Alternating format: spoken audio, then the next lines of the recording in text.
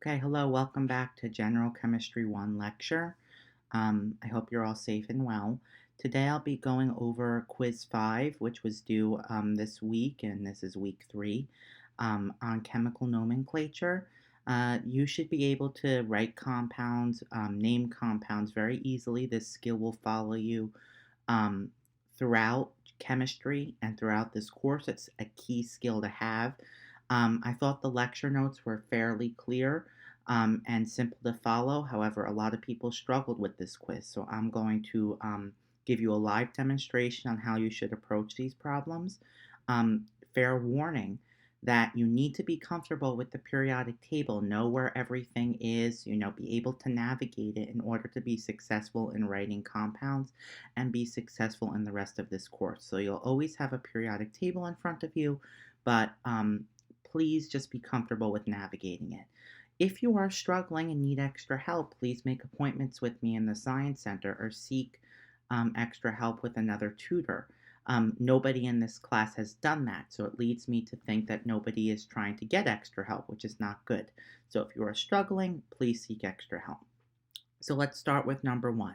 Number 1 says, what's the correct chemical formula for carbon tetraiodide?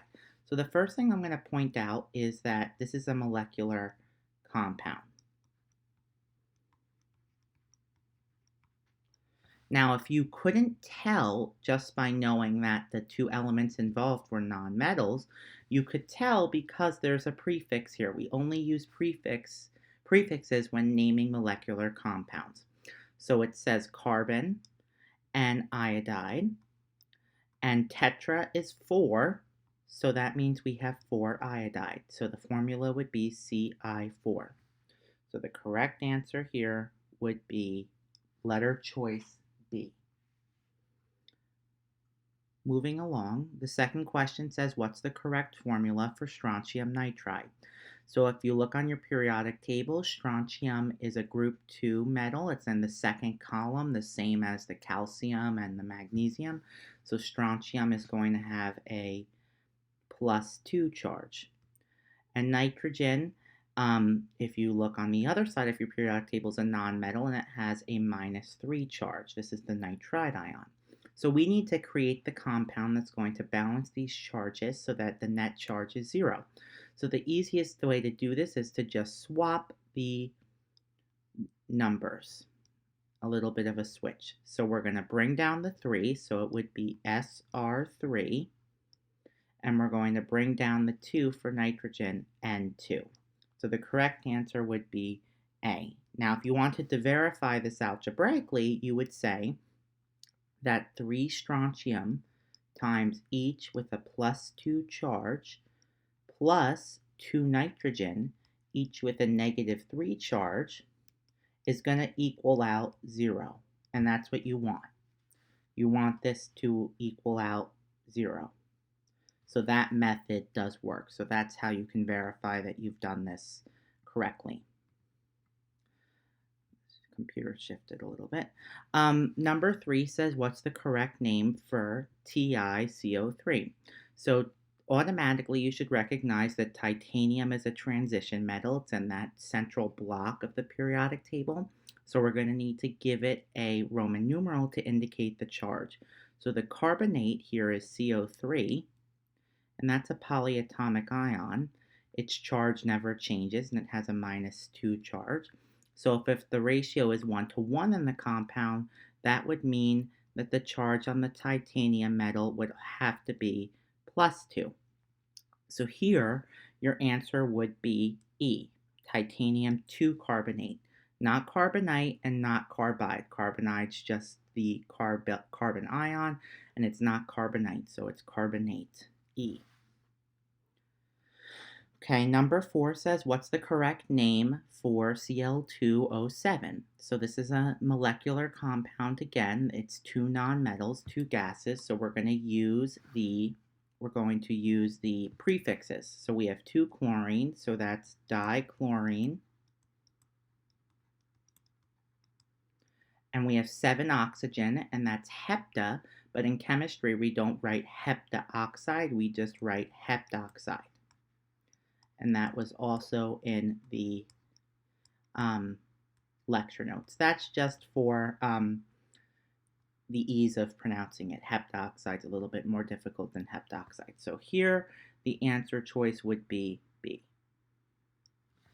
Number 5 asks, what's the correct formula for cobalt-3 bromide? So cobalt's a transition metal. I'm telling you it's cobalt-3. So that means it's +3.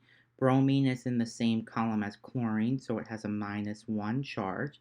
So we're going to need 3 bromine to balance the charges. So the correct answer here would be, let's see here, C. Number 6 says, give the correct name for tin 2 oxide. Okay, well, I already gave you the name just by saying it, by habit, but if you wanted to verify this, tin is a transition metal, oxygen is always a -2 charge, and if the ratio is 1 to 1, once again, that means that it's going to be +2 for tin. So that would make it tin 2 oxide, so the answer here would be D. Number 7 involves strontium again. It asks us to name the compound for SrCl2. So since it's an ionic compound, we don't need to worry about the prefixes. We just need to add the "ide" to the nonmetal of the compound, in this case the chlorine. So it would be chloride. So strontium chloride. So that would be D. Number 8 asks us to name N2O3. It's another molecular compound.